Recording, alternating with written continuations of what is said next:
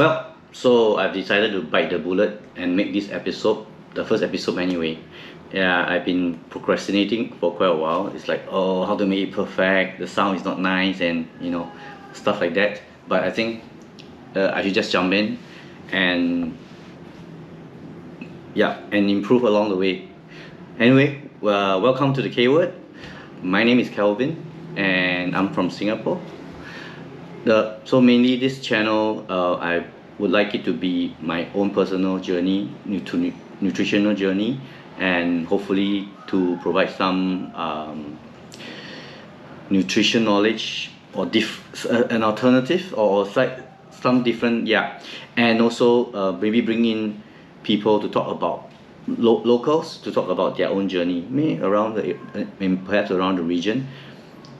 So one thing I found that we don't really have much Asian representation, Southeast Asian for that matter, representation within the community.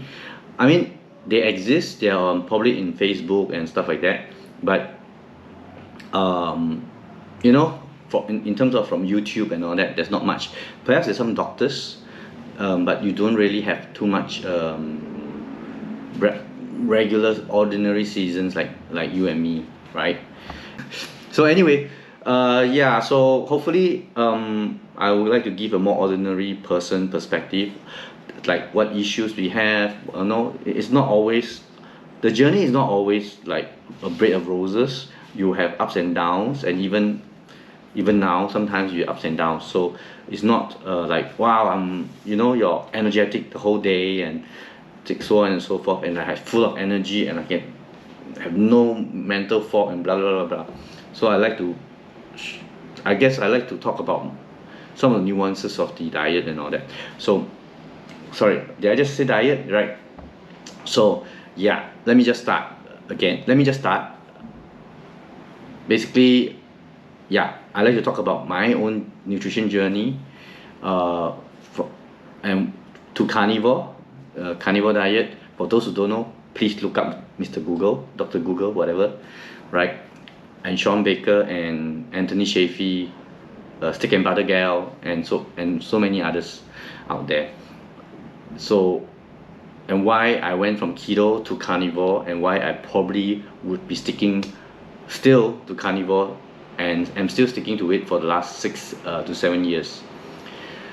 Now, personally, I started my keto journey. I was on ketogenic low carb journey from in 2018 to 2019. That's 1 whole year, and I did lose weight. I started when I started, it was 82 kg, and about 3 months prior to end of 2019 or that year, I was down to about 74 kg. But being the vain pot that I am, or most people are, and if you base on BMI, it's actually 62 kg, which is actually way too low. But I wanted to push it down to about a bit more than just keeping it at 74 kg. But for the last 3 months during low carb, on my low carb diet, I was just stuck at I was having a stall at 74 kg. So, and then of course I heard about the carnivore diet, and also how wonderful it is in terms of losing weight and all that stuff. So I decided to go on a carnivore diet. Hopefully I could lose more weight from there. And surprise, after 6-7 years, I'm still at 74 kg. So no difference. Of course, there is a difference between that 74 kg and this 74 kg, but we can talk about that journey some other days, right? But what makes me want to stick to it, more importantly, is carnivore resolve my long-term eczema problem. So about just 1 week after I switched from low carb to a purely carnivore diet, I started to see my skin, especially on my hands, starting to heal. Normally when I have it's not normally, my usual eczema outbreaks would be the skin would have bubbles under the skin, no, not the skin, sorry, the hands first, where the eczema would exhibit a lot of times, with bubbles under the skin. Then it will harden, then you start to itch, and you start to dry and crack, and you know, and then and you peel, and you start to peel, and then once that's done, almost, you know, you'll never heal. It never really heal. After you peeling, you know, all the skin is rough, and then you see a second what do you call that, a second wave of bubbles under the skin again. It gets itchy again, and then it gets hardened, and so and so. So the cycle just goes on and on, especially on my hands. But 1 week after I went carnivore, that totally stopped, and I can really see that my hands are actually healing. No, whatever problems, whatever bubbles or whatever, they are no more reoccurring, and the hands are actually getting smoother, and there's no more, and the itching has stopped. You know, so for someone, well, step back a bit. I have eczema since I was very young. I guess since I was born, right? Probably. And I remember when I was much younger, 6-7 years old, I would have pus coming out my toes, because they would outbreak, and then it'll be itchy, and then they will also have, yeah, a lot of cuts and a lot of little lesions and lacerations, right? Yeah, it was so bad that I had to have an injection in order to stop that from happening. I believe at the point in time that was a steroid injection. So yeah, those are one of my cases. And so since young, I always have this problem on my leg, on my hands, a bit on my hands, and yeah, certain parts of my body. And so as I grow older, the eczema do move around, you know, but so it moves around a lot. But I think at least I'm not so unfortunate like a lot of people who has eczema outbreaks all throughout their skins, you know, and faces on that. I never have eczema on my face. I never have eczema on my neck. Most of my eczemas are occurring on my hands, my elbows, and my ankles and my legs, right? And maybe a bit on my knees. But other than that, I really didn't have too much outbreaks, as in all over the body. But it's eczema for sure, right? Doctors have called it a contact eczema, because it apparently this where I have a lot more contact, most is where a lot of all these eczema problems occurred. So I have from young till 40 plus, you know, I'm 55 this year. From 40 plus, I've seen Chinese doctors, Western doctors, I've seen skin specialists, you know. All they can give me, well, I've tried different methods of soaking, different herbs to drink. What else? Yeah, and of course different creams. The creams are really just to, you know, alleviate the symptoms. Even when I went to the skin doctors, the best they can give me was some steroid creams. But I have read online, and I've read that, and I know that I should not be using too much steroid cream. It will thin out my skin and actually makes it more, and also over time it will not be as effective. So, and it's pretty true. I did use a bit, but they yeah, I try avoid trying to use it, right? It's actually with if I'm not wrong, the steroid cream sort of suppress the inflammation on the skin. So when the eczema like stopped happening in just 1 week on carnivore, it was a surprise for me, because at the point in time, that's 2019, nobody really talks about carnivore and eczema, right? Most of the time it's just really weight loss and wow, I feel great and all the stuff, but not eczema. But they do, but there's quite a lot of talks about skin conditions with carnivore diet, and so that's probably why. So what I've realized for myself is that the reason why I have my eczema was because of green leafy plants. Yeah, green leafy vegetables. From young, I really like to eat vegetables, you know. Kangkong is one of my favorite, you know, tauge, You know, I like kangkong, tauge, any kind of green vegetables. I love to eat them, right? And I never knew that they're causing problems until I stopped eating them.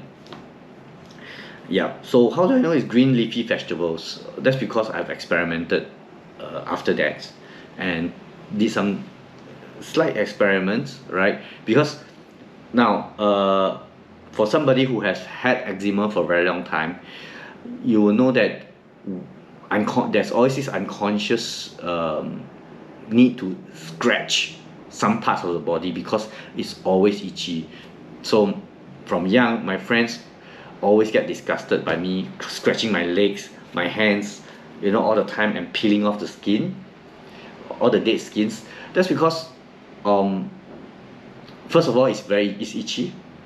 Second of all, when the skin hardens, right, and dies off, it feels like somebody has stuck a scotch tape. It's like something external is on top of your skin, and you really want to get rid of it. You know, it's quite a good feeling though, taking out the skin. But if you're a lot of times when you're not careful and you peel off the skin, there are some parts that are not healed yet, and you pull out the raw part of it and you start bleeding, and that almost always happens, right?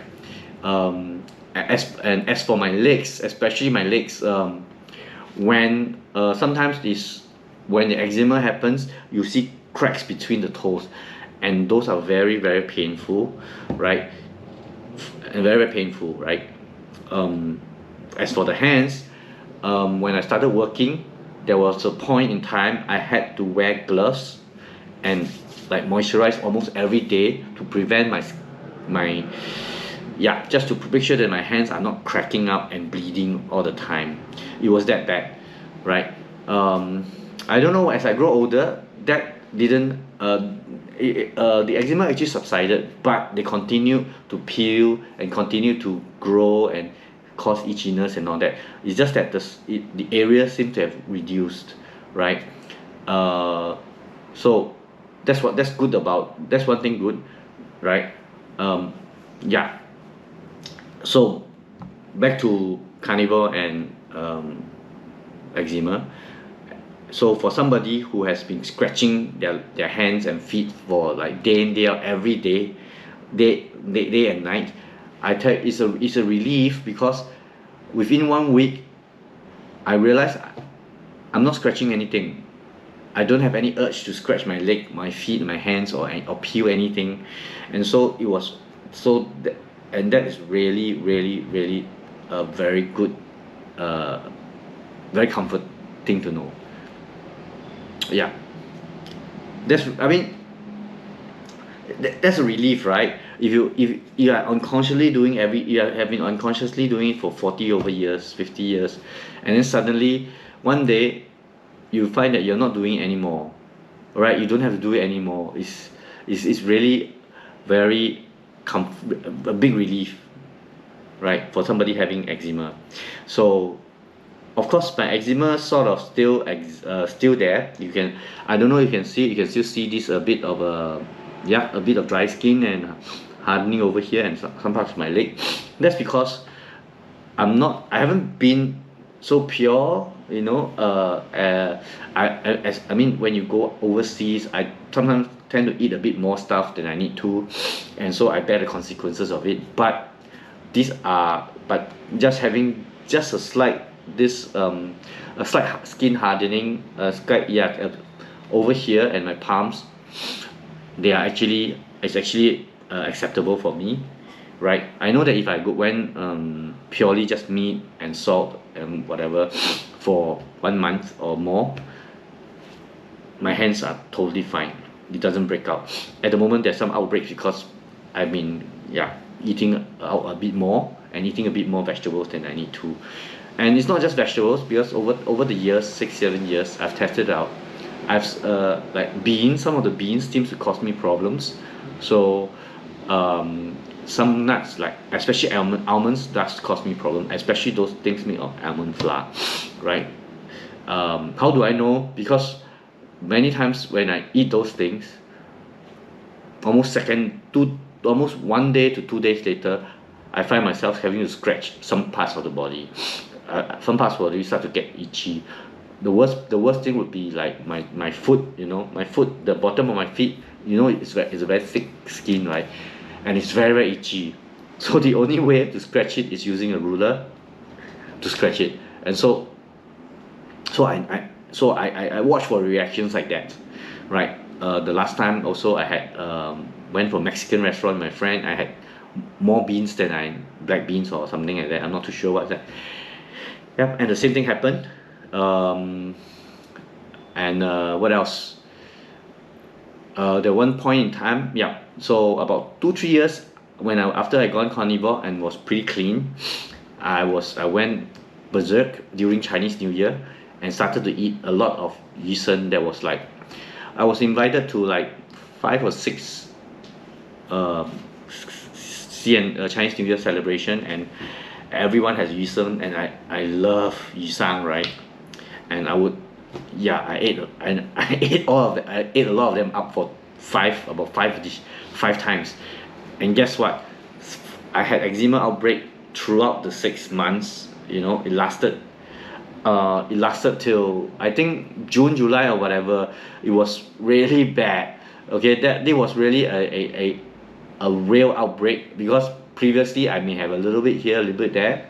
I mean, after carnivore, but this was really bad outbreak. I'll probably show some photos of it so that you can see what happens. The problem is I don't really take photo of my conditions because it's a bit embarrassing, so I never felt like I need to take photo and show to anybody. But I think it's important also to have the self-documentation, right? Yeah, so yeah, that's it for me and my journey from carnivore into why I will probably stick to it for the rest of my life. Yeah, I mean, okay, I have no qualms doing that. It keeps me off my vegetables, but I guess over the years, as once you're starting to eat less, I can tolerate eating a bit more vegetables. But do I really want to eat vegetables? No. It has become an unpleasant situation for me to eat vegetables. I do eat like 1 or 2 strands, you know, for my friends or whatever, you know. Whenever you go out for Chinese dinners, you always have these we always have these dishes with meat, vegetables and carbs, right? So I'll steal a bit of the vegetables. Good thing is I don't have problems with all vegetables. So my main problem would be the greener they are, and the rawer and the more uncooked they are, the more problems I have. So the greener they are and the more uncooked they are, the more problems I have. So there'll be like anything that's green. I'm not too sure why the white ones didn't have to, but I try to avoid them also. Yeah. Fruit vegetables like, you know, okras and tomatoes and stuff like that, I don't think they have too much problems. But hey, I haven't been eating them. So tomatoes, I'm starting to eat a bit more tomato paste for cooking purposes to enhance the cooking, but I'm using very little.